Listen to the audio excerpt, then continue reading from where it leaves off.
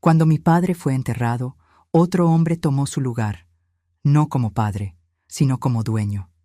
Esta casa ahora tiene nuevas reglas, decía con los ojos llenos de maldad. En una sola noche, todo lo que quedaba de mi infancia fue destrozado para siempre. Buenos días, mis queridos. Qué alegría inmensa poder estar aquí conversando con ustedes. Soy Ana Luisa de la Gloria. Tengo 72 años muy bien vividos. Nací en Matamoros, en la frontera de Tamaulipas, pero hoy vivo aquí en Ciudad de México, en esta ciudad que me acogió como hija. El tiempo pasa, pero el corazón sigue joven, ¿verdad? Hoy me desperté tempranito, como siempre hago. Antes de que saliera el sol, ya estaba en mi cocina preparando un cafecito bien caliente. Me gusta sentarme en mi balcón, sentir el viento en la cara y agradecer por un día más. Desde mi casa puedo ver el bosque de Chapultepec cuando el día está despejado. ¡Qué vista más linda, mis queridos!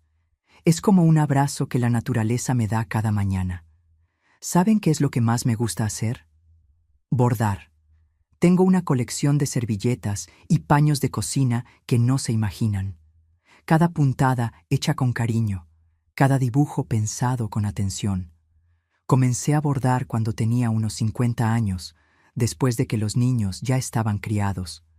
Antes de eso, la vida era solo trabajo y más trabajo. Pero el bordado me trajo paz cuando más lo necesitaba. Aprendí a bordar con una vecina, doña Carmela, que Dios la tenga. Ella me enseñó las primeras puntadas cuando estaba pasando por momentos difíciles. Luisa, cada puntada es un pensamiento organizado, cada línea es un camino nuevo, decía ella. Y tenía razón. En mis bordados fui cosiendo también mi vida, organizando las memorias, algunas dulces, otras no tanto. Hoy vivo en esta casita sencilla, pero acogedora, con mis 2 gatos, el Bigotes y la Mimi, que son mi compañía diaria. Mi hijo Augusto vive aquí cerca con su familia y siempre viene a visitarme los domingos, trayendo a mis nietecitos, que son la luz de mis ojos. Antes que se me olvide, si les está gustando esta plática, háganme un favorcito. Denle un like y suscríbanse al canal para no perderse ninguna de mis historias. Eso calienta el corazón de esta abuelita. Y ustedes, mis queridos, que me están viendo ahora, cuéntenme aquí en los comentarios, ¿desde qué ciudad me están viendo? ¿Y a qué hora del día encontraron este video? ¿Por la mañanita con el café, después de la comida o ya de noche? Yo siempre leo todos los comentarios y me pone tan feliz saber de dónde son y cuándo sacan un tiempito del día para escuchar las historias de esta abuelita. Cuéntenme, ¿eh? Vamos a crear una cadena de cariño. ¿Saben? La vida no siempre fue ese mar de rosas que parece hoy. Tuve mis días de tormenta, como todos, y fue en una de esas tormentas que aprendí el verdadero valor del coraje. ¿Ya han escuchado decir que a veces necesitamos enfrentar al lobo feroz para descubrir la fuerza que existe dentro de nosotros? Pues bien, mi historia tiene un lobo feroz, pero también tiene mucha fuerza y esperanza. A veces pienso que necesité pasar por todo aquello para convertirme en quien soy hoy. Una mujer que aprendió a valorar cada rayo de sol después de una larga noche oscura. Todo comenzó cuando yo era apenas una niña allá en Matamoros, donde el viento del norte soplaba fuerte y las historias de la frontera arrullaban mis sueños de niña.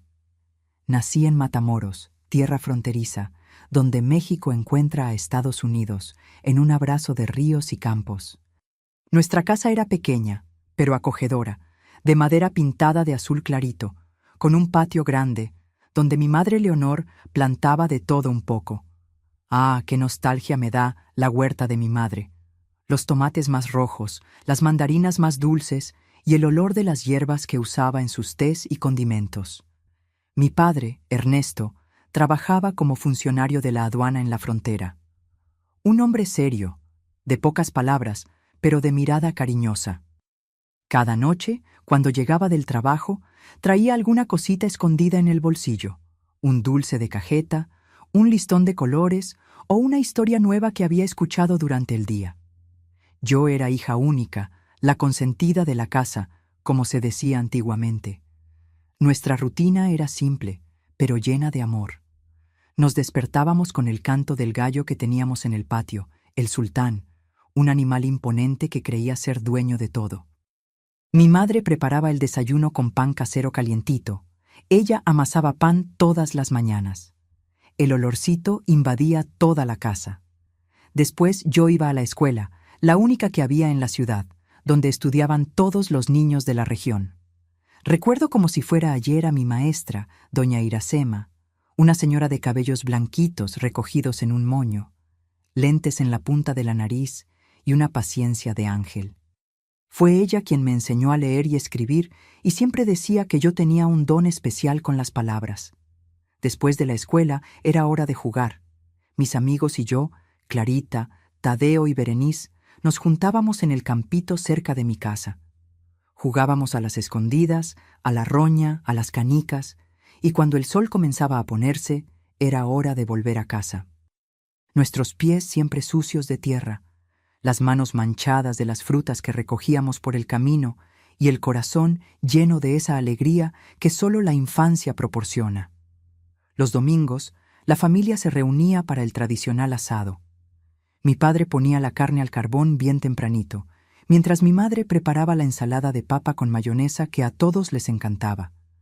Los vecinos aparecían, traían guitarra y la tarde pasaba entre conversaciones, risas y cantos.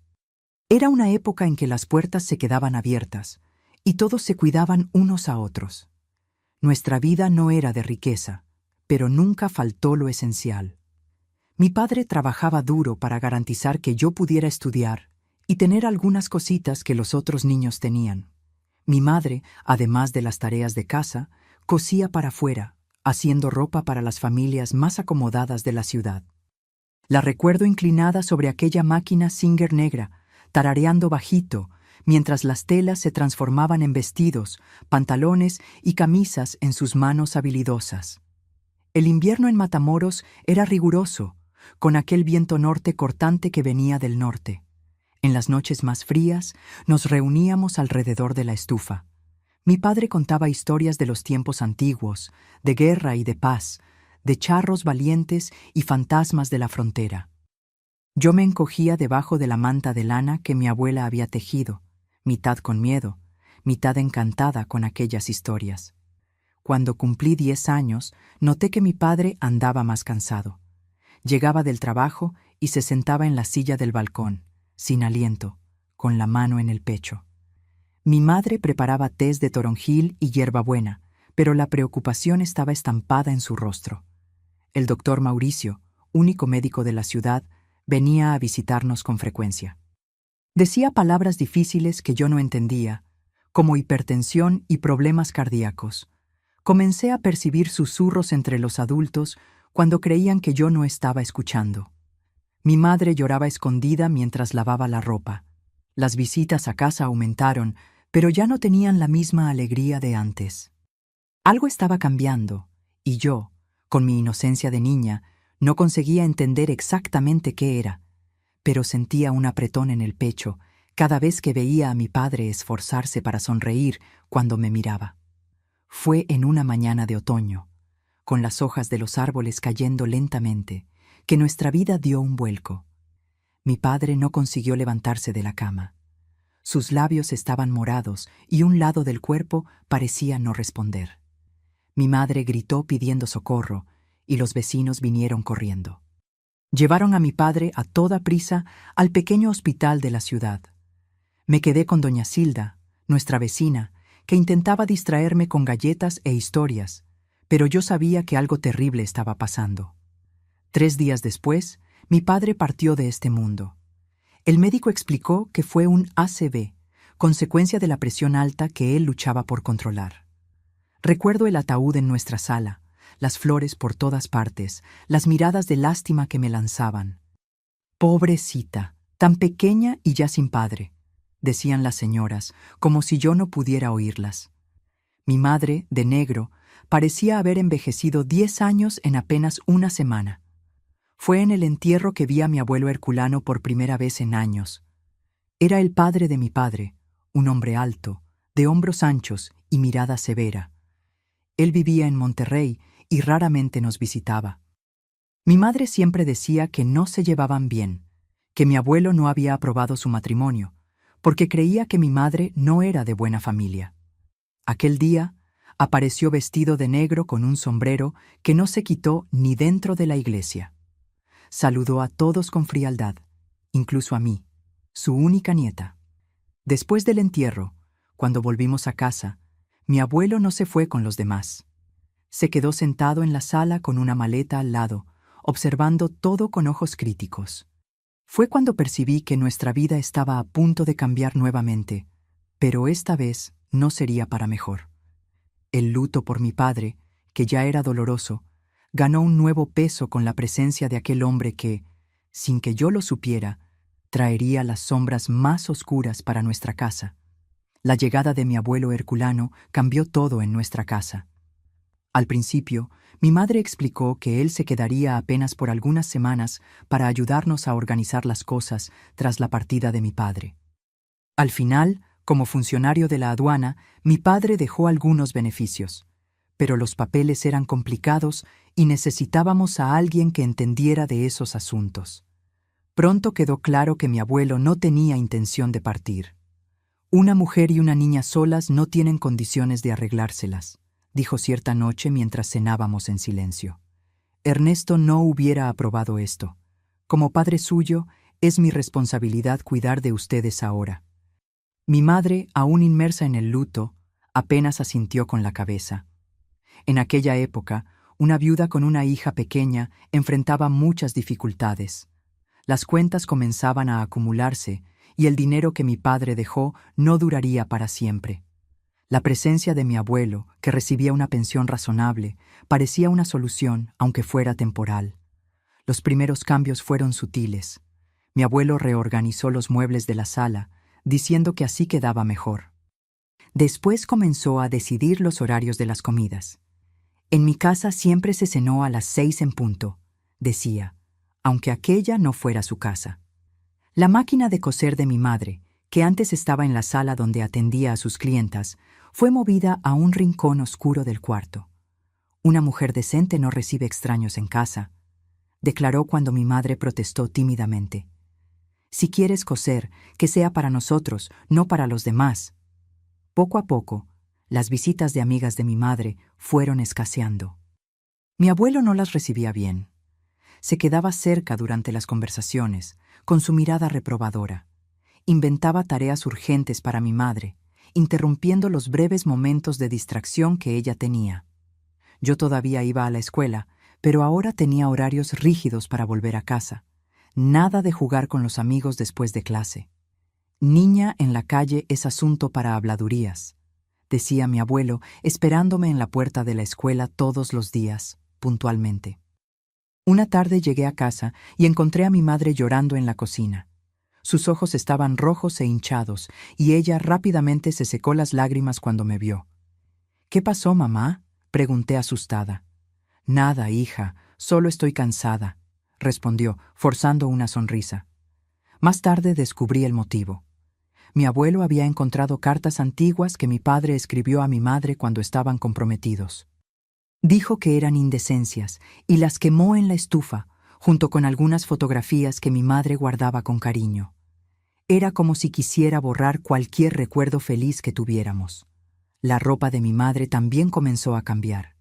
Sus vestidos coloridos fueron sustituidos por piezas oscuras y sin gracia. Una mujer de respeto, principalmente viuda, se viste con decoro. Era lo que él decía. En mi cumpleaños de 12 años, mi madre intentó hacer una pequeña fiesta. Invitó apenas a Clarita y su familia, que eran nuestros vecinos más cercanos. Preparó un pastel de chocolate y algunas golosinas. Cuando mi abuelo lo descubrió, se puso furioso. «¿Fiesta con qué dinero? ¿Ustedes creen que estamos en condiciones de desperdiciar así?». Incluso cuando mi madre explicó que había usado su propio dinero guardado de algunos trabajos de costura que hacía a escondidas, él no cedió. La fiesta fue cancelada. El pastel fue dividido entre nosotros tres en una cena silenciosa y triste.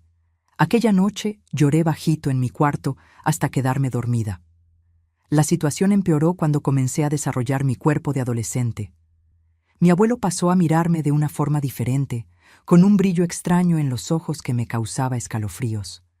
Criticaba cualquier ropa que usara, incluso las más simples.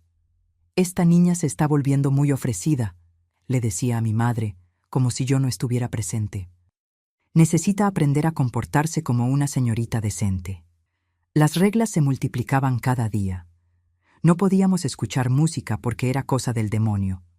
La visita dominical a la iglesia se volvió obligatoria, donde nos quedábamos en la primera fila, bajo la mirada atenta de mi abuelo, que hacía cuestión de mostrar a toda la comunidad cómo estaba cuidando bien de la familia del hijo fallecido.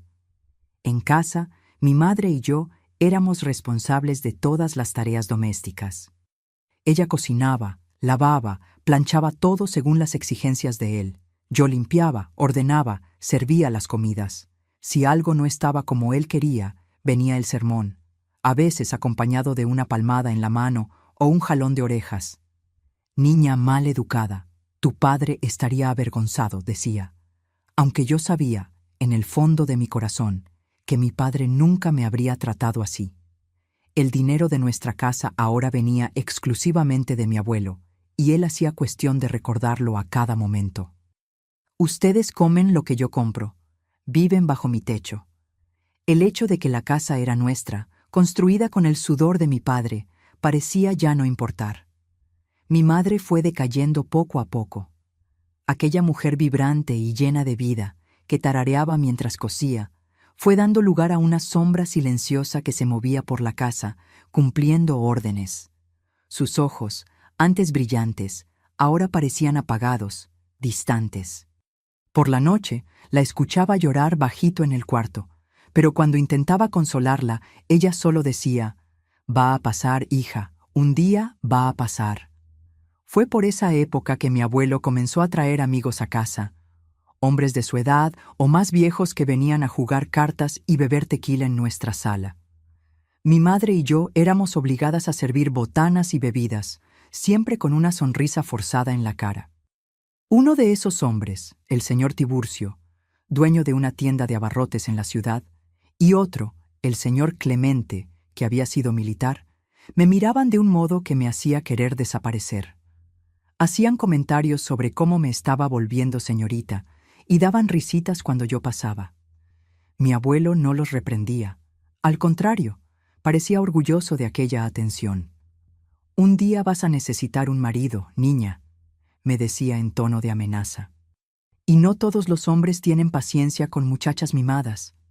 Una noche, después de que los amigos se fueron, mi abuelo me llamó a la sala. Estaba visiblemente ebrio, los ojos rojos, el aliento cargado de alcohol. «Ven acá, niña», ordenó. Me acerqué con miedo, manteniendo distancia. Él me miró de arriba a abajo, con aquella mirada que me helaba el alma.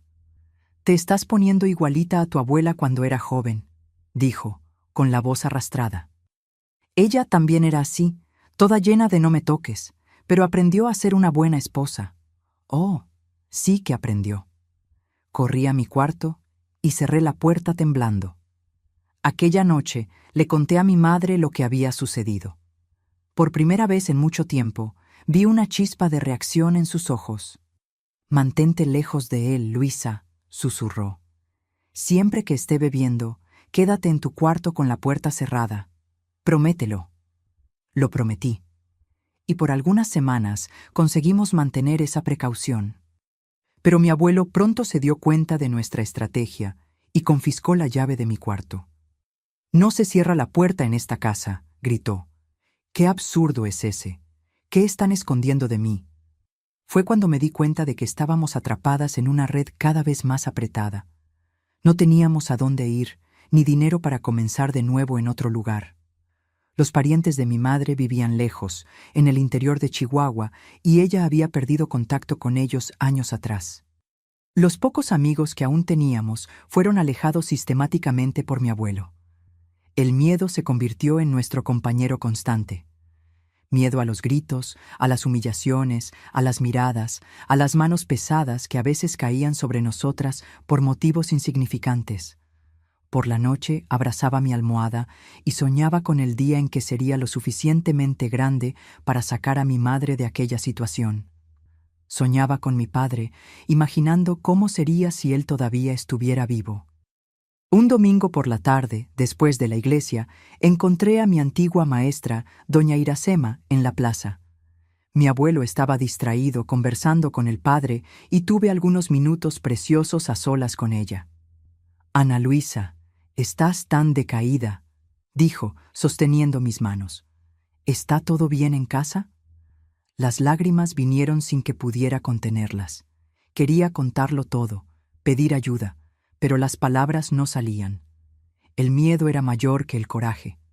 «Si necesitas algo, cualquier cosa, ven a buscarme», dijo, deslizando un pedazo de papel con su dirección en mi bolsillo. «Mi puerta siempre estará abierta para ti». Aquel pequeño gesto de bondad fue como un rayo de luz en la oscuridad. Guardé el papel como un tesoro, aunque sabía que sería casi imposible visitarla sin que mi abuelo lo supiera. Las cosas llegaron al punto crítico cuando cumplí 13 años. No hubo celebración, claro. Era apenas un día más bajo el régimen de mi abuelo. Pero algo cambió aquella noche. Llegó a casa más tarde de lo habitual, tambaleándose, el olor a alcohol aún más fuerte de lo normal, y no estaba solo. Tiburcio y Clemente lo acompañaban, igualmente ebrios. «¿Dónde están las mujeres de la casa?», lo oí gritar desde la sala mientras mi madre y yo nos encogíamos en la cocina. Un escalofrío recorrió mi espina dorsal. Había algo diferente en su voz, algo aún más amenazador que lo habitual. Mi madre me miró con ojos agrandados de pánico. «Luisa», susurró urgentemente, «agarra ese bulto de ropa del lavadero y sal por atrás. Corre a la casa de doña Iracema. No mires hacia atrás, no te detengas por nada». «¿Pero y tú, mamá?», pregunté, sintiendo el corazón dispararse. «Yo voy a distraerlos. Después te encuentro allá. Ve, hija, por el amor de Dios, ve ahora». En aquel momento, entendí que el peligro que siempre había planeado sobre nosotras estaba a punto de materializarse de forma terrible. Con lágrimas en los ojos, abracé a mi madre rápidamente. «Leonor, Ana Luisa, vengan aquí ahora». La voz de mi abuelo tronó por la casa. No conseguí huir aquella noche. Cuando intenté salir por la puerta de atrás, la encontré cerrada con un candado nuevo que no estaba allí antes. Mi abuelo, en su desconfianza constante, había bloqueado todas las posibles rutas de escape. Volví a la cocina, temblando, para encontrar a mi madre siendo arrastrada del brazo hasta la sala. ¿Creyeron que podían engañarme? «En esta casa nada sucede sin que yo lo sepa», vociferó mi abuelo, los ojos inyectados por el alcohol y por la rabia. Lo que ocurrió en las horas siguientes es algo que intento hasta hoy enterrar en las profundidades de mi memoria. Los 3 hombres, ebrios más allá de la razón, transformaron nuestra casa en un escenario de pesadilla.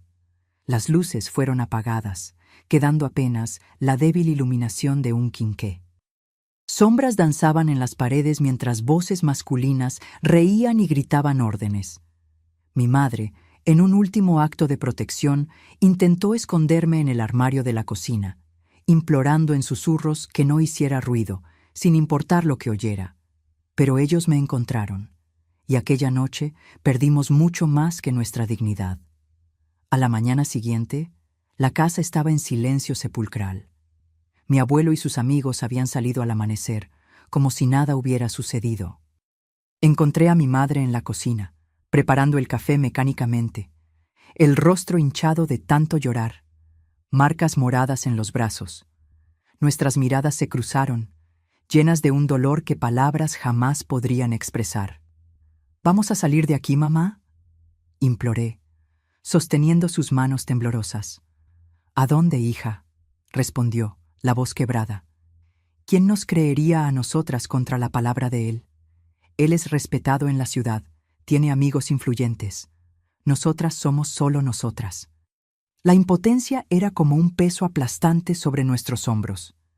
En los días que siguieron, vivimos como fantasmas en nuestra propia casa. Mi abuelo volvió a actuar como si nada hubiera sucedido, quizás hasta más amable de lo habitual, trayendo pequeños regalos, permitiendo algunas libertades antes prohibidas. Era su manera perversa de mantener el control, de garantizar nuestro silencio. Dejé de ir a la escuela. No conseguía enfrentar a las personas, temiendo que de alguna forma supieran, que pudieran ver la vergüenza estampada en mi rostro. Mi madre, siempre tan fuerte a pesar de todo, parecía haberse quebrado por dentro. Se movía por la casa como una autómata, cumpliendo sus tareas, pero sus ojos estaban vacíos, como ventanas de una casa abandonada. Las visitas de los amigos se volvieron más frecuentes. Aprendimos a desaparecer en esos momentos, a encerrarnos en el baño, único lugar de la casa que aún tenía llave. A veces funcionaba, a veces no. Vivíamos en constante estado de alerta, durmiendo con un ojo abierto, sobresaltadas con cualquier ruido. Semanas después, mi madre comenzó a sentirse mal por la mañana. Las náuseas, la palidez, los mareos, señales que yo, en mi inocencia, no reconocí de inmediato, pero que ella, con el terror estampado en los ojos, comprendió perfectamente. Una mañana, mientras mi abuelo estaba en la tienda comprando pan, ella me confesó su temor. «Creo que estoy esperando un bebé, Luisa», dijo, la voz casi inaudible. El suelo pareció abrirse bajo mis pies. ¿Un bebé? ¿Cómo podríamos traer a un niño a este ambiente de horror? ¿De quién?, comencé a preguntar, pero me callé al ver la mirada devastada de mi madre. «No sé», respondió, y aquellas 2 palabras contuvieron todo. No hay cómo saber. En los días siguientes, percibí cambios en mi propio cuerpo. También náuseas matinales, sensibilidad, cansancio extremo. El mismo terror que vi en los ojos de mi madre ahora se reflejaba en los míos. Era imposible, impensable, pero la realidad nos encaraba con su crueldad implacable. Ambas llevábamos en nuestro vientre el fruto de aquella noche terrible. «Nos va a matar si lo descubre», susurré a mi madre una noche mientras estábamos solas en la cocina. Para mi sorpresa, vi algo que no veía hace mucho tiempo en sus ojos: determinación. «No, hija, él no tendrá esa oportunidad», dijo con una firmeza que me asustó. «Ya soportamos demasiado. Llegó la hora de acabar con esto». En los días que siguieron, mi madre comenzó a actuar de forma diferente, más sumisa en presencia de mi abuelo, casi aduladora. Él parecía satisfecho con el cambio, vanagloriándose de cómo había domado a aquella mujer testaruda. Poco sabía él que, detrás de aquella aparente sumisión, fermentaba un plan nacido de la desesperación. Mi madre comenzó a guardar pequeñas cantidades de dinero, centavos que sobraban de las compras, algunas monedas que encontraba por la casa. Las escondió dentro de un jabón hueco, un truco que aprendió de su abuela durante la guerra. Al mismo tiempo, hacía anotaciones en una libretita que mantenía escondida bajo el forro del colchón. «¿Qué estás escribiendo, mamá?», pregunté una noche, curiosa. «Nuestro futuro, hija», respondió con un brillo extraño en la mirada. «Nuestro futuro». Ella me explicó que tenía un hermano, Julián, que servía en el ejército en Saltillo. No se hablaban desde hace años debido a una antigua desavenencia, pero él era nuestra única esperanza. Si conseguíamos llegar hasta él, tal vez tendríamos una oportunidad de empezar de nuevo lejos de allí. «¿Pero cómo vamos a salir de aquí? Él controla cada paso nuestro», cuestioné, intentando no dejarme llevar por falsas esperanzas. «Tenemos que ser más astutas que él, Luisa, observar, aprender, esperar el momento adecuado». Y así lo hicimos. Pasamos a estudiar cuidadosamente los hábitos de mi abuelo. Cuándo bebía más, cuándo salía, quién lo visitaba, dónde guardaba las llaves. Cada detalle era importante para nuestro plan de fuga. Descubrimos que guardaba una pequeña fortuna dentro de un libro falso en el estante de la sala. Dinero que, por derecho, era parcialmente nuestro, fruto de la pensión que mi padre había dejado y que mi abuelo interceptaba. Mi madre decidió que cuando huyéramos llevaríamos solo lo suficiente para el viaje hasta Saltillo, no por codicia, sino por necesidad desesperada. El tiempo, sin embargo, estaba contra nosotras. Nuestros cuerpos cambiaban cada día y pronto sería imposible esconder nuestra condición. El comportamiento de mi abuelo también se volvía cada vez más errático. Alternaba momentos de aparente bondad con explosiones de furia sin motivo aparente. En una de esas noches de furia, tras descubrir que algunas monedas faltaban en el frasco donde guardaba el cambio, revolvió la casa entera en busca del ladrón. Por milagro, no encontró nuestro escondite en el jabón, pero el ambiente quedó aún más tenso.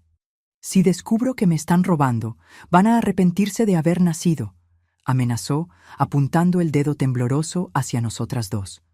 Fue esa noche que mi madre tuvo una idea diferente. Su mirada cambió, y percibí que el plan se había transformado en algo más definitivo, más arriesgado. «No podemos esperar más, Luisa», dijo cuando estábamos solas. «No podemos simplemente huir. Él nos encontraría. ¿Y entonces?» No necesitó completar la frase. Ambas sabíamos que él sería implacable. «¿Qué vamos a hacer entonces?», pregunté, sintiendo un escalofrío recorrer mi espina dorsal. Mi madre respiró hondo antes de responder. «Vamos a hacer que él nunca más pueda lastimar a nadie». La determinación en su voz me asustó. No era más la mujer quebrada que había visto en los últimos meses.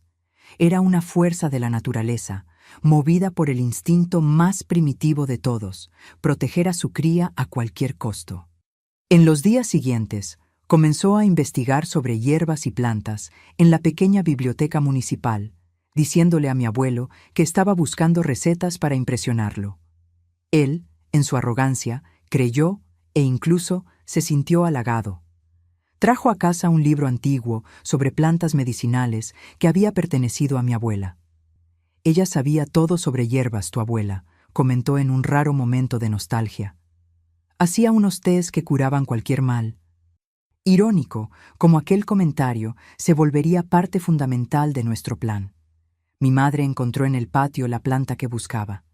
Recogió algunas hojas discretamente, las secó a escondidas y guardó el polvo resultante en una pequeña bolsita de tela. «¿Qué es eso?», pregunté, preocupada con el rumbo que las cosas estaban tomando.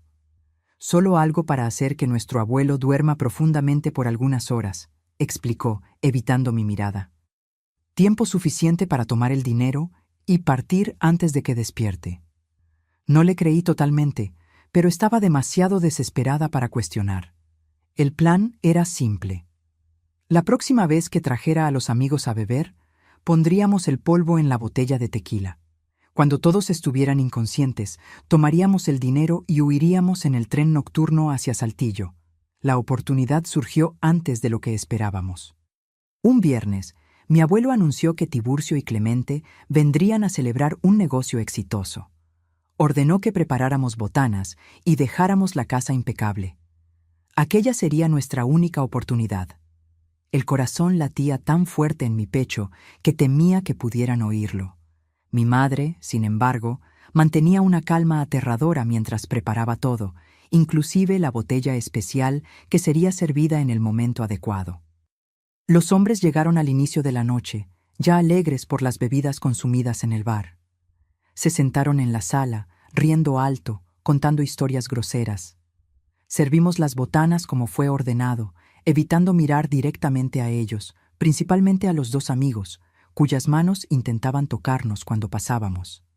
Mi abuelo, en medio de las historias, mencionó que pronto tendría novedades importantes para contar a los amigos. La mirada que nos lanzó hizo que mi sangre se helara. De alguna forma, él sabía o sospechaba de nuestra condición. No había más tiempo que perder. Cuando pidió la botella especial que guardaba para ocasiones como aquella, mi madre trajo la que habíamos preparado. Sirvió generosamente los 3 vasos y observó con una sonrisa forzada mientras bebían entusiastamente. El efecto fue más rápido de lo que esperábamos. En menos de media hora, los 3 hombres estaban completamente inconscientes, roncando pesadamente en la sala. «Rápido, Luisa», susurró mi madre. «Toma solo lo esencial. Tenemos poco tiempo». Corrimos para preparar un pequeño bulto cada una. Ropa básica, el dinero escondido en el libro falso, una foto de mi padre que mi madre había conseguido salvar de la quema. Cuando estábamos a punto de salir por la puerta, mi madre se detuvo, mirando fijamente a los 3 hombres caídos en la sala. Espera aquí, dijo con una voz que no reconocí. Tengo algo que hacer antes. Observé paralizada mientras ella iba hasta el cobertizo de atrás y volvía con una cuerda gruesa. Por un momento terrible, pensé que pretendía hacer algo irreparable. «¡Mamá!», comencé aterrorizada. «No te preocupes», me tranquilizó, percibiendo mi pánico. «No voy a hacer lo que estás pensando, pero necesitamos garantizar que no nos sigan inmediatamente». Con una habilidad que me sorprendió, amarró a los 3 hombres juntos, usando nudos complejos que aprendió con mi padre, que era aficionado a la navegación. Después rasgó tiras de sábanas y amordazó a cada uno de ellos. «Esto no los lastimará, pero dará tiempo suficiente para que estemos lejos cuando despierten», explicó. «Ahora vámonos. El tren parte en 1 hora». Estábamos a punto de salir cuando ella se detuvo nuevamente, como si hubiera tenido una revelación. «No, Luisa, todavía no es suficiente», murmuró, más para sí misma que para mí. «Vendrán tras nosotras. Conocen personas en todas partes. Necesitamos algo más definitivo». Fue entonces que tuvo la idea que cambiaría todo. Una idea nacida de la desesperación, del miedo y de un instinto feroz de protección. Ellos necesitan entender que nunca más deben buscarnos. Necesitan una lección que jamás olvidarán.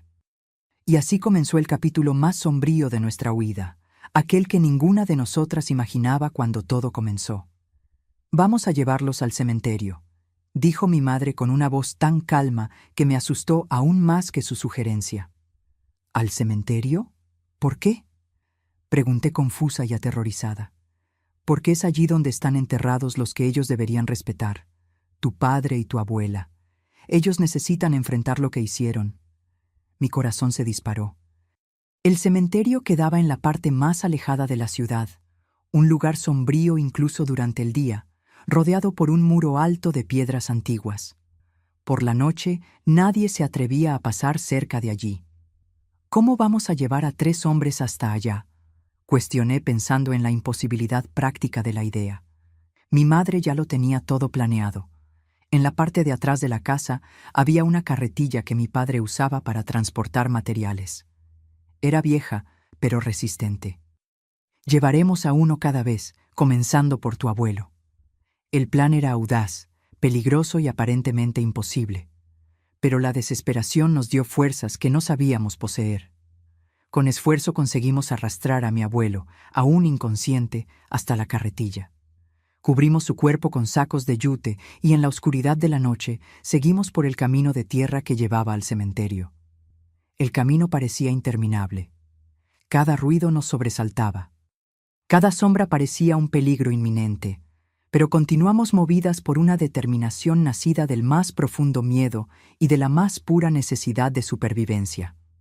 Cuando finalmente llegamos a las puertas oxidadas del cementerio, mi madre sacó del bolsillo una llave antigua. «El sepulturero tiene una deuda de gratitud con tu padre», explicó. «Me dio esta llave hace mucho tiempo, en caso de que necesitáramos visitar la tumba fuera del horario normal. Nunca pensé que la usaríamos para esto». El cementerio estaba sumergido en sombras, apenas parcialmente iluminado por la luna creciente. Tumbas se erguían como centinelas silenciosas mientras avanzábamos entre las lápidas. Mi madre sabía exactamente a dónde ir, al rincón más apartado donde estaban las tumbas de nuestra familia. Lado a lado, como guardianes eternos, estaban las sepulturas de mi padre, Ernesto, y de mi abuela, Matilde, a quien nunca llegué a conocer. Mi abuelo había mandado construir una tumba elaborada para su hijo, no por amor, sino por ostentación, para que todos vieran lo generoso y devoto a la familia que era. «Ayúdame a sacarlo de la carretilla», pidió mi madre. Con dificultad, arrastramos el cuerpo inerte de mi abuelo hasta colocarlo entre las 2 tumbas. Fue entonces que noté las herramientas, una pala y un pico escondidos detrás de la sepultura de mi padre. «¿Planeaste esto?», pregunté, sintiendo un escalofrío. «Planeé nuestra supervivencia, Luisa», respondió con aquella misma calma aterradora. «Ahora cava». Comenzamos a abrir un hoyo poco profundo en el suelo entre las 2 tumbas. El trabajo era arduo, y mis manos delicadas pronto estaban llenas de ampollas, pero no paré. Cada vez que pensaba en desistir, recordaba el terror de las últimas semanas, lo que llevaba en el vientre, y encontraba fuerzas para continuar. Cuando el hoyo tenía cerca de 1 metro de profundidad, mi madre dijo que era suficiente. Con esfuerzo conjunto, colocamos a mi abuelo en la fosa, posicionándolo de forma que quedara sentado con la cabeza fuera. «No queremos matarlo», explicó mientras echábamos tierra alrededor del cuerpo, fijándolo en aquella posición grotesca. «Queremos que enfrente sus pecados». Cuando terminamos, solo la cabeza de mi abuelo estaba visible, como si emergiera de la propia tierra. Él aún respiraba, el efecto de las hierbas manteniéndolo en sueño profundo por algunas horas más. «¿Y en cuanto a los otros 2?» pregunté, exhausta por el esfuerzo físico y por la tensión emocional. «No tenemos tiempo», respondió mi madre, mirando al cielo que comenzaba a aclarar levemente en el horizonte. «Quedaron amarrados en la casa. Cuando despierten y se liberen, probablemente vendrán a buscar a su amigo aquí. Para entonces estaremos lejos». Había una cosa más por hacer. Mi madre sacó del bolsillo un pedazo de papel y un lápiz. Escribió algo con letra temblorosa y lo fijó en la tierra, frente al rostro de mi abuelo, apoyado en una pequeña cruz improvisada con ramas. «¿Qué escribiste?», pregunté. «¿Crees que tu esposa y tu hijo se sentirían orgullosos de en quién te has convertido?» Miré a aquel hombre enterrado hasta el cuello, al billete acusatorio, y sentí una mezcla confusa de emociones. Miedo, alivio, culpa, satisfacción. Era incorrecto lo que hacíamos, tal vez, pero parecía ser la única salida posible en aquel momento de desesperación extrema. «Vamos, Luisa», dijo mi madre, tomando mi mano. «Tenemos un tren que tomar». En el camino de vuelta, pasamos rápidamente por casa para tomar nuestros bultos y el dinero. Los 2 hombres aún estaban inconscientes en la sala, amarrados y amordazados. Mi madre dejó la puerta de entrada sin llave. «Alguien los encontrará por la mañana», dijo, «o ellos conseguirán soltarse. De cualquier forma, no estaremos aquí para ver». Caminamos apresuradamente hasta la estación, mezclándonos con las pocas personas que esperaban el tren de la madrugada. Trabajadores, viajeros, almas solitarias con sus propios secretos y destinos. Nadie prestó atención a nosotras. 2 mujeres con pequeños bultos, rostros parcialmente escondidos por rebozos. El tren llegó puntualmente, soltando vapor y haciendo temblar la plataforma bajo nuestros pies. Embarcamos en el último vagón, escogiendo un rincón oscuro y apartado. Cuando el silbato sonó y las ruedas comenzaron a moverse, sentí un peso enorme siendo arrancado de mis hombros. «¿A dónde vamos realmente, mamá?», pregunté en un susurro. «A Saltillo, como planeamos. Mi hermano Julián nos ayudará». «¿Estás segura de que nos recibirá? Ustedes no se hablan hace años». Mi madre apretó mi mano con fuerza. «Julián tiene sus defectos, pero es un hombre honrado. Cuando sepa lo que ocurrió, bueno, él tiene un código de honor muy fuerte». Y además, vaciló, posando la mano libre sobre el vientre, «llevamos la sangre de su sangre. La familia es sagrada para los militares como él». El tren ganaba velocidad, alejándose de Matamoros, de la casa que fue nuestro hogar y nuestra prisión, del cementerio donde dejamos a mi abuelo enterrado hasta el cuello, enfrentando sus pecados bajo la mirada silenciosa de los muertos. Miré por la ventana, viendo las luces de la ciudad desaparecer en la distancia. ¿Sería la última vez que vería aquel lugar? ¿Qué nos aguardaba en Saltillo? ¿Cómo sería recibida por el tío que ni conocía? Y lo más importante, ¿qué haríamos con los niños que crecían en nuestros vientres? Preguntas sin respuestas inmediatas arremolinaban en mi mente mientras el ritmo constante de los rieles arrullaba nuestra huida desesperada. «Mamá», dije finalmente, rompiendo el silencio que se había instalado entre nosotras. «¿Y si viene tras nosotras? ¿Y si...?» «No vendrá», me interrumpió con una certeza inquebrantable en la voz. «Hombres como tu abuelo viven de apariencias. Cuando sea encontrado en aquella situación humillante, su reputación estará destruida. todo el respeto que conquistó en la ciudad se transformará en risas y escarnio. Él nunca admitirá lo que realmente ocurrió y mucho menos vendrá tras nosotras, exponiéndose aún más. Hizo una pausa antes de continuar, su mirada perdida en la oscuridad más allá de la ventana. Y aunque quisiera encontrarnos, Julián no lo permitiría. Mi hermano puede tener sus defectos, pero nadie se mete con su familia. Nadie. Quise creerle. Necesitaba creer.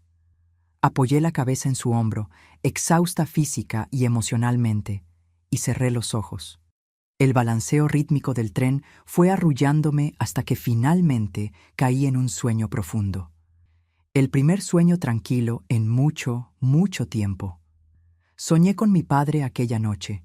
Estaba de pie a la orilla de un río, sonriéndome, como en los viejos tiempos.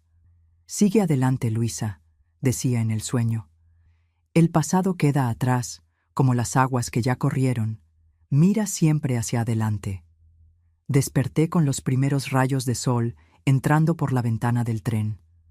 Mi madre también dormía, el rostro finalmente relajado, libre de las tensiones constantes de los últimos meses. La observé por un momento, notando cómo incluso en medio de tanto sufrimiento había encontrado fuerza para protegernos, para sacarnos de aquel infierno. El tren comenzaba a disminuir la velocidad. Estábamos llegando a una estación intermedia. A través de la ventana vi el nombre de la ciudad, General Cepeda. Aún faltaban algunas horas hasta Saltillo. Un vendedor de periódicos pasó por el pasillo, anunciando los titulares del día. Nada sobre un hombre encontrado, enterrado hasta el cuello en el cementerio de Matamoros. Era demasiado temprano para que la noticia hubiera llegado a los periódicos, o tal vez el incidente fuera considerado demasiado pequeño para los grandes medios. Pero en una ciudad pequeña como Matamoros, sabía que los rumores correrían más rápido que cualquier periódico. Imaginé la escena. Alguien, tal vez el sepulturero, al hacer su ronda matinal, encontrando a mi abuelo en aquella situación humillante, el murmullo que se esparciría, las risas escondidas detrás de las manos, las miradas de soslayo. Para un hombre como él, que vivía de su imagen de respetabilidad, sería un castigo peor que cualquier otro. «Buenos días», murmuró mi madre, despertando lentamente. «¿Dónde estamos?» «Acabamos de pasar por General Cepeda», respondí. «Pronto llegaremos a Saltillo». Ella asintió, acomodándose en el asiento. Su mirada era diferente. Había una determinación, una fuerza renovada que no veía desde antes de la muerte de mi padre. «Cuando lleguemos», dijo en voz baja, «iremos directamente al cuartel. Es donde Julián trabaja. Será más fácil encontrarlo allí». «¿Y si él no quiere ayudarnos?», pregunté, expresando el miedo que aún persistía. «Entonces seguiremos adelante», respondió simplemente. «Siempre hay un camino, Luisa, siempre». En aquel momento, mirando a mi madre, entendí que habíamos cruzado un punto sin retorno. Lo que hicimos la noche anterior, por desesperación, por supervivencia, nos había transformado. No éramos más víctimas pasivas, sino mujeres que tomaron el destino en las propias manos, no importa cuán oscuro fuera el camino escogido. Las horas siguientes en el tren fueron pasadas en silencio contemplativo. Cada kilómetro que el tren avanzaba nos alejaba de la pesadilla y nos acercaba a un futuro incierto, pero nuestro, un futuro que, por primera vez en mucho tiempo, contenía una pequeña semilla de esperanza. El tren llegó a Saltillo al inicio de la tarde. La ciudad era muy diferente de Matamoros, más grande, más movida, con aires de progreso, edificios más altos, calles más anchas, personas caminando apresuradas para todos lados. Bajamos en la estación, nuestros pequeños bultos en las manos, intentando no llamar la atención. «¿Cómo encontraremos el cuartel?», pregunté, intimidada por el tamaño de la ciudad. «Vamos a preguntar», respondió mi madre con una serenidad que me sorprendió. Un señor que vendía tamales en un puestecito nos indicó el camino. «El cuartel del 3er Regimiento de Caballería Mecanizada queda lejos de aquí, mis señoras. Mejor tomen el tranvía que pasa por allí en la plaza». Seguimos su consejo y embarcamos en el tranvía traqueteante, observando la ciudad pasar por la ventana. Saltillo era conocida como la Atenas del Norte, una ciudad importante en la región del noreste. Las personas parecían diferentes también. Había militares por todas partes, familias elegantes paseando en las plazas, un ritmo de vida que contrastaba con la pacata Matamoros. El cuartel era un complejo imponente de edificios blancos rodeados por muros altos. En la entrada principal, 2 soldados montaban guardia. Mi madre respiró hondo, arregló el rebozo y caminó decidida hacia ellos. La seguí intentando esconder el nerviosismo. «Buenas tardes, señores», saludó.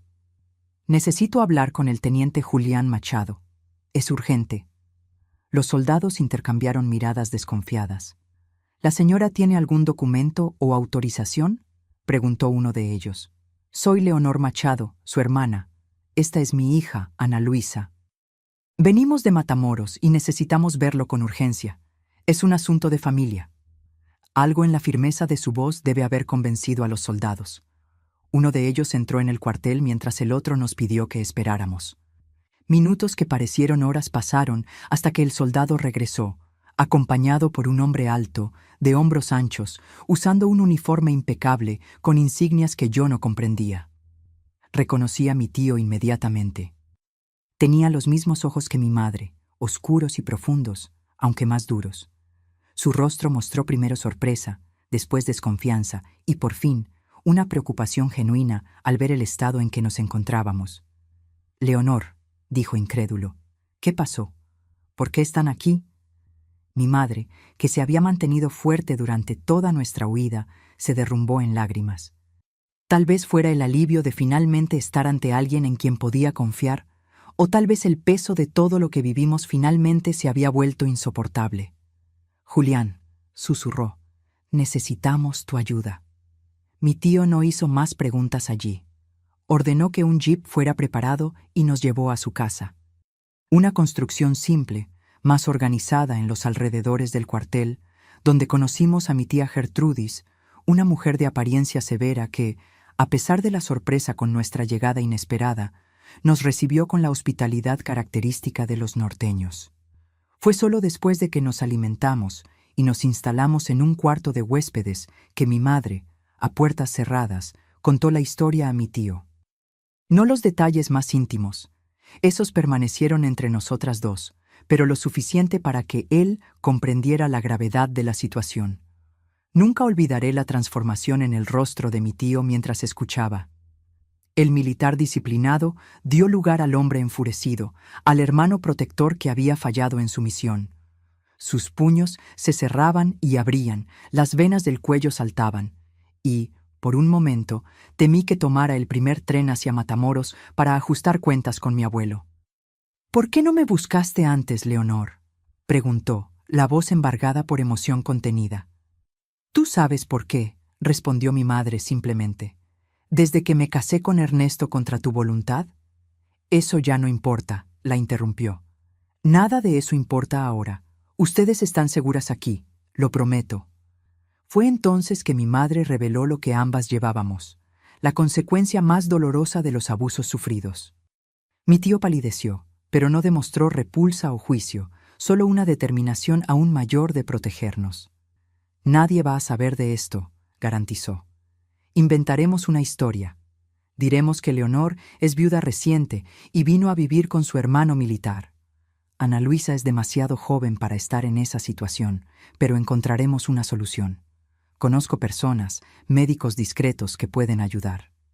En los días que siguieron, percibí que mi tío tenía una influencia considerable en la ciudad. Gracias a su posición en el ejército y al respeto que conquistó, puertas se abrieron para nosotras. En menos de una semana, mi madre consiguió un trabajo como costurera en la casa de un coronel importante, cuya esposa quedó encantada con su habilidad. En cuanto a mí, después de algunas semanas de recuperación, fui matriculada en una escuela mantenida por monjas.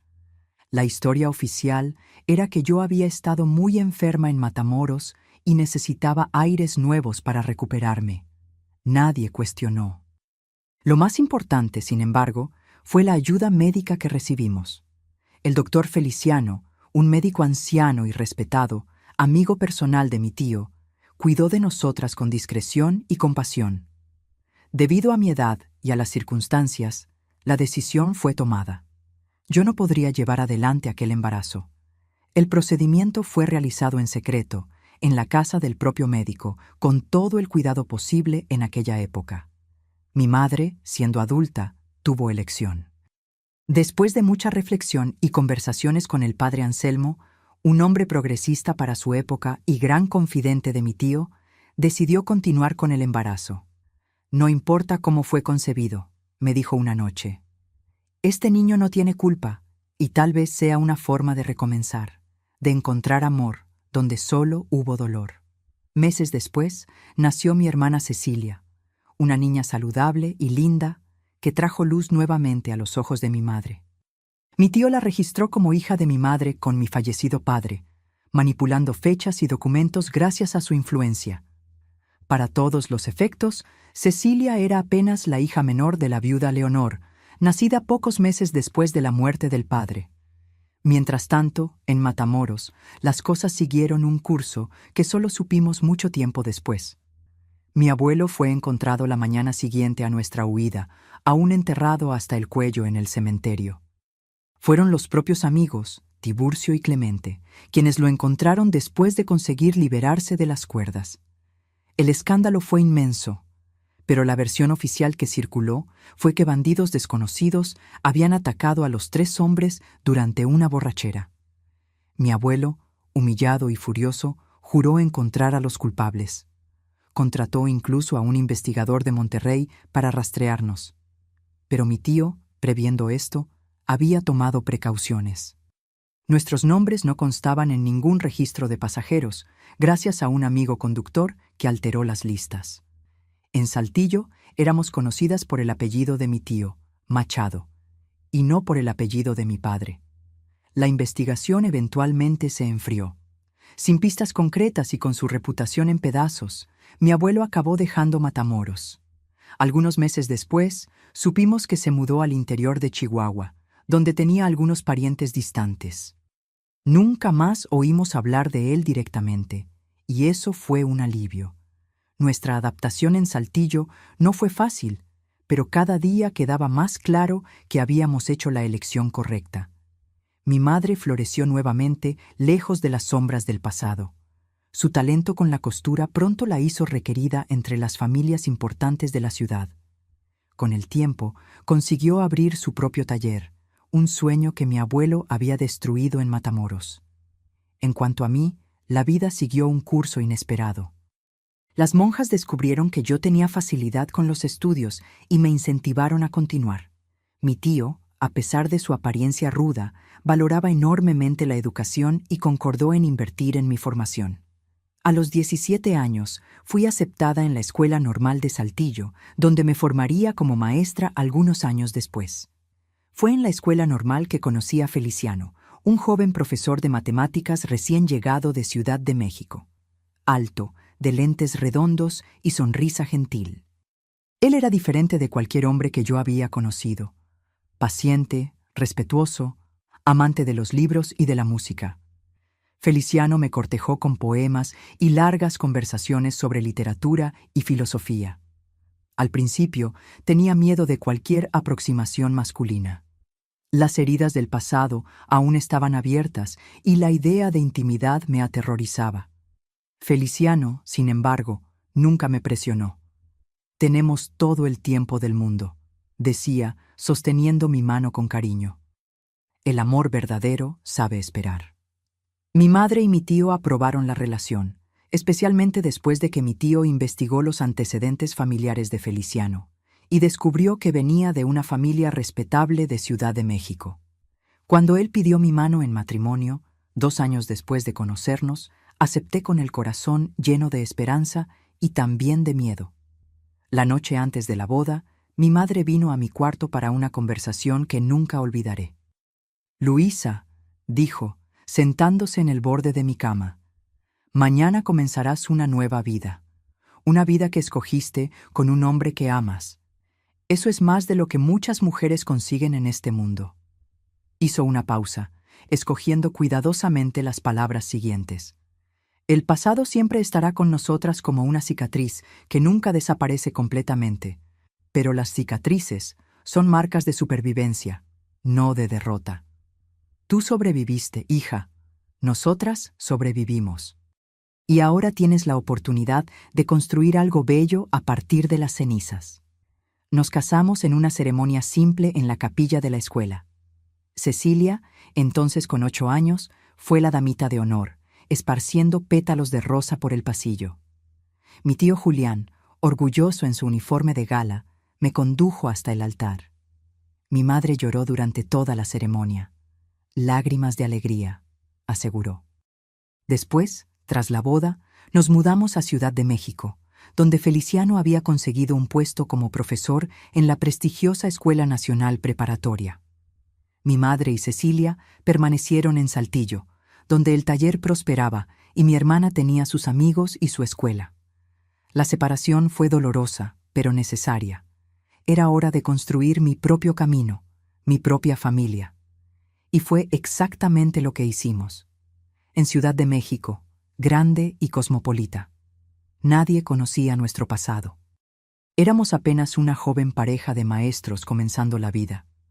Un año después nació nuestro primer hijo, Augusto, el mismo que hoy me visita todos los domingos con sus hijos. Cuando lo sostuve en brazos por primera vez, prometí silenciosamente que él nunca conocería el tipo de dolor que marcó mi infancia. Sería criado con amor, respeto y libertad para ser quien quisiera ser. Y así fue. Nuestra familia creció con la llegada de Elena 3 años después. Construimos una vida simple, pero digna, basada en el amor y el respeto mutuo. Feliciano siempre fue el hombre que prometió ser durante nuestro noviazgo. Gentil, comprensivo, un padre presente y un esposo amoroso. Mi madre y Cecilia nos visitaban con frecuencia. Con el tiempo, mi hermana también se mudó a Ciudad de México para estudiar medicina, una elección que nos llenó de orgullo. Ella había heredado la determinación de nuestra madre y la inteligencia de mi tío. El pasado nunca fue olvidado, pero perdió su poder sobre nosotras. Aprendimos a mirar hacia adelante, a valorar cada momento de paz y alegría. Y así, día tras día, año tras año, construimos una vida que antes parecía imposible. Cuando miro hacia atrás, hacia aquella noche desesperada en el cementerio de Matamoros, aún siento un escalofrío. Fue un acto nacido del más puro instinto de supervivencia, la única salida que vimos en aquel momento de oscuridad.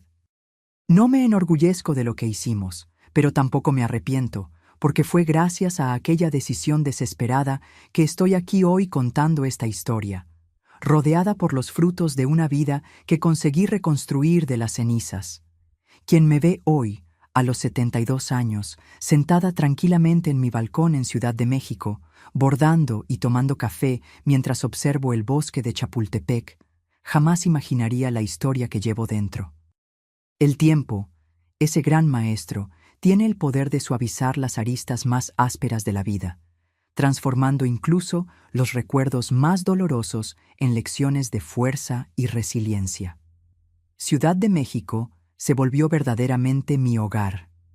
Vivo en esta misma casa hace más de 30 años, una construcción sencilla en la colonia Roma, con un balcón que da vista al parque y un pequeño jardín donde cultivo hierbas para té y condimentos para la cocina. No es una casa grande ni lujosa, pero está impregnada de recuerdos felices, de risas de niños creciendo, de comidas dominicales con la familia reunida. Mi querido Feliciano partió de este mundo hace 8 años. Después de 50 años de un matrimonio feliz, fue una partida tranquila en casa, rodeado por nosotros, que tanto lo amábamos.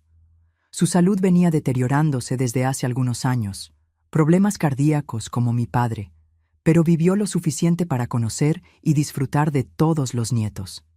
Siento su falta todos los días, especialmente en las mañanas cuando despierto, y por un breve momento olvido que él ya no está más a mi lado, pero estoy agradecida por los años que tuvimos juntos, por el amor que construimos, por la familia que creamos. Después de que él se fue, Mis hijos insistieron para que me mudara a casa de alguno de ellos. «Mamá, usted no puede quedarse sola», decían preocupados. Pero yo soy terca como toda buena norteña. Esta es mi casa, mi rinconcito en el mundo, y aquí pretendo quedarme mientras tenga fuerzas para arreglármela sola. No es que me quede realmente sola. Mi hijo Augusto vive apenas a 2 cuadras de aquí, con su esposa Mariana y mis 3 nietos, Gabriel de 15 años, Julia de 12 y el pequeño Arturo de 8.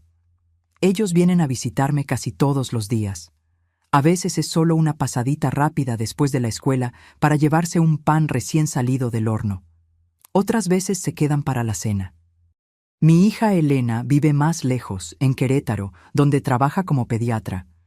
Se casó con un ingeniero, Renato, y me dio 2 nietos maravillosos, Laura y Bruno, ya adolescentes. No los veo con tanta frecuencia como quisiera, pero cuando vienen a pasar vacaciones conmigo, la casa se llena de vida y ruido. Algo que adoro. Mi hermana Cecilia también está siempre cerca. Siguió carrera en la medicina, especializándose en ginecología, elección influenciada por nuestra propia historia. Dedica parte de su tiempo a una ONG que auxilia a mujeres víctimas de violencia, un trabajo que me llena de orgullo. Nunca se casó, pero adoptó a 2 niñas, mis sobrinas Isabela y Diana, hoy mujeres formadas e independientes. Mi madre, Leonor, vivió con nosotros en Ciudad de México en sus últimos años. Falleció a los 82, hace cerca de 10 años, rodeada por hijos, nietos y bisnietos. Hasta el final, mantuvo aquella fuerza silenciosa que nos salvó tantos años atrás. Su taller de costura en Saltillo se transformó en un negocio próspero que eventualmente vendió al jubilarse. Cada puntada, cada costura, decía ella, fue un paso para reconstruir nuestra dignidad. En cuanto a mi tío Julián, el militar que nos acogió en aquel momento crucial, se retiró como coronel y vivió hasta los 90 años, siempre rígido, siempre correcto, pero con un corazón inmenso escondido bajo el uniforme. Nunca tuvimos noticias concretas de mi abuelo tras su huida hacia Chihuahua. Supimos años después que falleció solo, amargado, sin nadie a su lado. Un final triste, pero de cierta forma justo para alguien que causó tanto sufrimiento. Mis días ahora siguen una rutina tranquila que aprendí a valorar. Despierto temprano con el primer rayo de sol. Preparo mi café como aprendí siendo matamorense que soy, y voy al balcón a observar el día nacer sobre Chapultepec. Después, doy de comer a mis gatos, Bigotes y Mimi, 2 viejitos como yo que adopté del albergue local. Las mañanas generalmente están dedicadas al bordado. Comencé tarde en este arte, pero hoy mis manos crean flores, pájaros y paisajes que parecen cobrar vida en la tela. Hago servilletas, paños de cocina, cojines, algunos para uso propio, otros para regalar y algunos vendo en el tianguis de artesanía que se realiza en el barrio los sábados. Los martes y jueves voy al centro comunitario, donde doy clases de alfabetización para adultos. Incluso jubilada de la educación formal, no puedo dejar de enseñar. Ver los ojos de un trabajador de 60 años brillar al conseguir leer el nombre del nieto por primera vez. Eso no tiene precio. Los miércoles es día de reunión del club de lectura en la biblioteca municipal. Somos un grupo de señoras y algunos señores también que se reúne para discutir libros y, claro, ponerse al día con los chismes. Descubrí el placer de la lectura tarde en la vida, pero hoy mi casa está llena de libros, muchos regalos de mis hijos que conocen este amor tardío mío por las palabras escritas. Los fines de semana son para la familia. El sábado hago compras en el mercado de Medellín, escogiendo frutas y verduras frescas, conversando con los vendedores que ya me conocen por mi nombre. El domingo es día de preparar unos buenos chilaquiles con aquel queso bien derretido y salsa casera, como se hace en el norte. La mesa se llena de hijos, nietos, sobrinos, una familia grande y ruidosa que me hace sentir rica, no de bienes materiales, sino de afecto. De vez en cuando, los nietos duermen aquí, cuentan historias de la escuela, de los amigos, de los primeros amores. Escucho todo con atención, dando consejos apenas cuando son solicitados. «Abuela, ¿cómo consigue entendernos tan bien?», preguntó Julia recientemente. Sonreí y respondí que la vida me enseñó a escuchar más que a hablar. Mi casa es simple, pero acogedora. Las paredes están decoradas con fotos de familia, momentos felices congelados en el tiempo. Tengo pocos objetos de valor, pero cada uno carga una historia. El reloj de pared que perteneció a mi padre, rescatado por mi madre antes de nuestra huida. La máquina de coser antigua que era de mi madre, ahora más decorativa que funcional. La guitarra que Feliciano tocaba en las noches de verano, ahora silenciosa, pero llena de recuerdos. No soy rica en términos financieros. La jubilación de maestra no es de las más generosas, y la de Feliciano, que complementaba nuestros ingresos, disminuyó considerablemente tras su partida, pero tengo lo suficiente para vivir con dignidad y aún ayudar cuando alguno de los hijos o nietos lo necesita.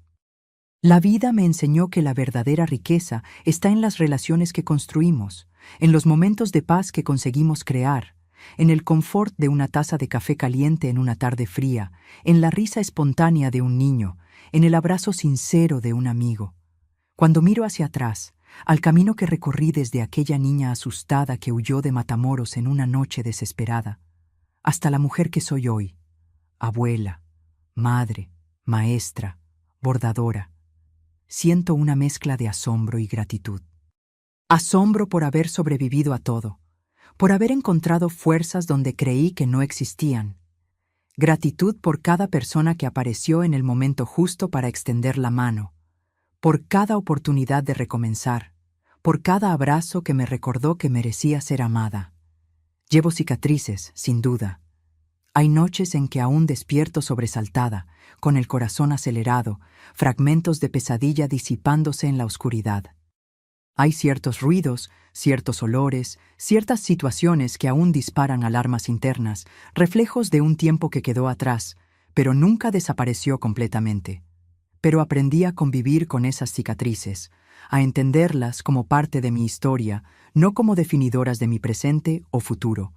Como dice aquel viejo dicho norteño, no importa cuántas veces el caballo te tira, lo que importa es cuántas veces te montas de nuevo. Y yo me monté de nuevo, muchas veces.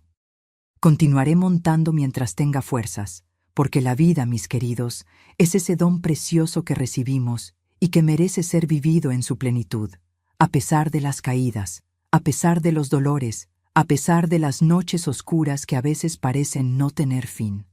Mis queridos que me acompañaron hasta aquí, compartiendo conmigo recuerdos dulces y amargos, quiero dejarles algunas palabras que nacieron, no de los libros, no de teorías, sino de la vida vivida en sus muchos colores y texturas.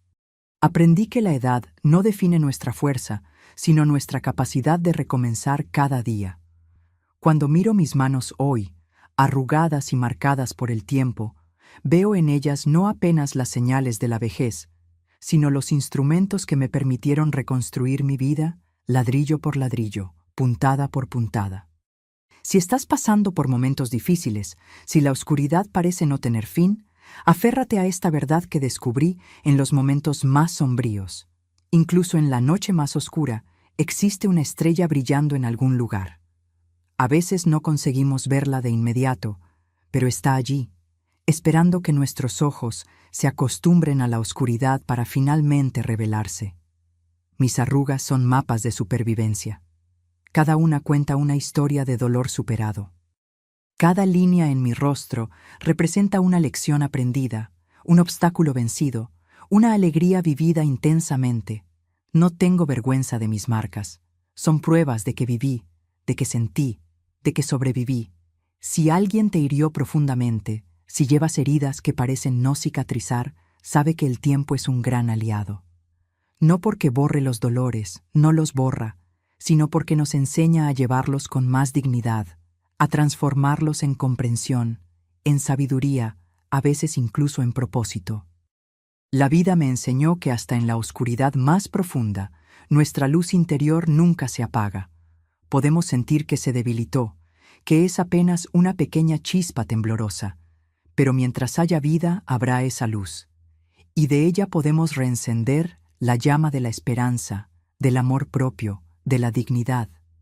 Para quien está viviendo en situación de abuso o violencia, quiero decir con toda la fuerza de mi corazón: mereces más. Mereces respeto, mereces dignidad, mereces amor verdadero. No es tu culpa. Nunca fue tu culpa. Y existe un camino para salir de esa situación, incluso cuando todas las puertas parecen cerradas. Descubrí que somos más fuertes de lo que imaginamos, especialmente cuando pensamos que no aguantamos más. El ser humano tiene una capacidad increíble de resistencia, de adaptación, de superación. Cuando creemos que llegamos a nuestro límite, generalmente apenas estamos comenzando a descubrir nuestra verdadera fuerza. El tiempo no cura todas las heridas, pero nos enseña a vivir con ellas y aún así sonreír. Las cicatrices permanecen, sí, pero pueden transformarse de símbolos de dolor en marcas de resistencia, en testimonios de superación. Hoy, cuando me acuerdo de aquella noche en el cementerio de Matamoros, ya no siento el terror paralizante de antes, sino una extraña paz por saber que hicimos lo que era necesario para sobrevivir. Mi historia no es sobre lo que me hicieron, sino sobre cómo elegí responder. Podríamos habernos entregado al odio, a la amargura, al deseo de venganza, y por un tiempo sí, sentimos todo eso, pero elegimos día tras día construir algo diferente, algo mejor. Elegimos el amor, la familia, el recomienzo. Aprendí que la verdadera fortaleza no está en nunca caer, sino en levantarse todas las veces. Caí muchas veces a lo largo del camino. Hubo días en que el peso de los recuerdos era tanto que apenas conseguía salir de la cama. Noches en que el miedo volvía visceral y sofocante. Momentos en que dudé si algún día sería normal nuevamente. Pero cada vez encontré fuerzas para levantarme una vez más, para dar un paso más, por pequeño que fuera.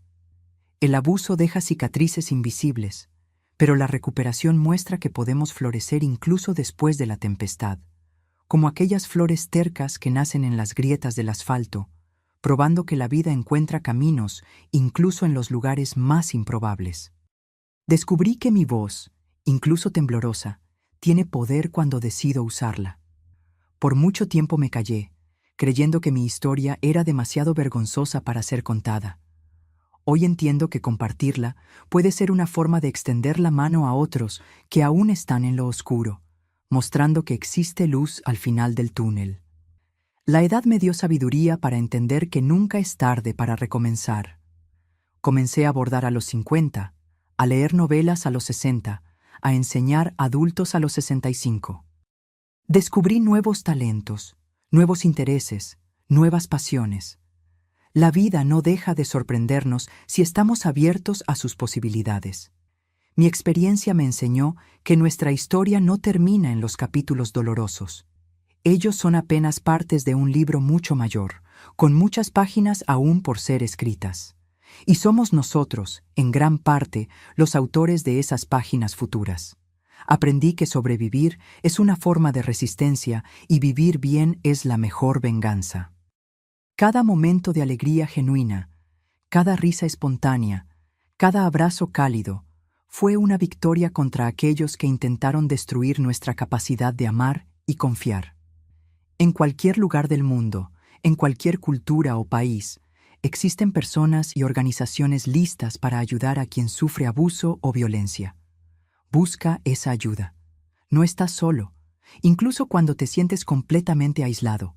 Hay manos extendidas esperando para ayudarte a salir de ese lugar oscuro. La comunidad tiene un papel fundamental en la protección de los más vulnerables. Estemos atentos a las señales de abuso a nuestro alrededor. El miedo constante, el aislamiento progresivo, los cambios bruscos de comportamiento. A veces, una mirada atenta, una palabra de apoyo, una mano extendida en el momento adecuado puede salvar una vida. Los derechos humanos no conocen fronteras. La dignidad, el respeto, la libertad son valores universales, derechos fundamentales de cada ser humano, independientemente de dónde nazca o viva. Luchar por esos derechos es responsabilidad de todos nosotros. Y a ustedes, mis queridos, que acompañaron mi historia hasta aquí, tengo un pedido especial. Suscríbanse a este canal, activen la campanita ahora, porque esta no es solo mi historia, es un grito de alerta, un abrazo virtual para quien necesita oír que existe esperanza. Compartan inmediatamente este video con todas las personas que conozcan, porque nunca sabemos quién puede estar necesitando escuchar exactamente estas palabras en este momento. Su compartir puede ser el faro que alguien está desesperadamente buscando en medio de la tormenta. Dejen en los comentarios la palabra milagro para que yo sepa quién llegó hasta el final de este viaje conmigo, quién escuchó mi corazón abrirse por completo. Háganlo ahora. No esperen ni un minuto más. Juntos podemos crear una red de apoyo, de comprensión, de esperanza que sobrepase fronteras y llegue a quien más lo necesita. Termino con una certeza que llevo en el corazón. Por más oscura que sea la noche, el sol siempre vuelve a salir. Siempre. Es ley de la naturaleza, es ley de la vida. Cree en eso cuando todo parezca perdido. El amanecer puede demorar, pero vendrá. Y cuando venga, estarás allí para verlo, más fuerte, más sabia, más tú. Con todo mi cariño y gratitud por haberme escuchado.